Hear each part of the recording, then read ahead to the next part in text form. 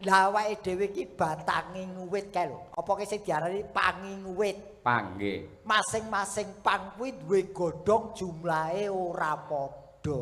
Leres. Ning kabeh mau dumadi saka siji ya kuwi uwite wit kae, to batange wit kae. Nggih. Ning nadyan mekaten sebagai uwit dan juga godhong nganti tekan wowoan, aja nganti lali sumbere. Sumbere kekuatane wit godhong karo wowoan niku mapan wonten oyotipun nadyan to ndelik teng jero lemah. Ning niku baku nguripi lan ora duwe pamrih apa-apa, ora pengin dilem karo sapa-sapa. Mergo ndelik golek banyu nggih nguripi wit sak liya-liyane. Betul.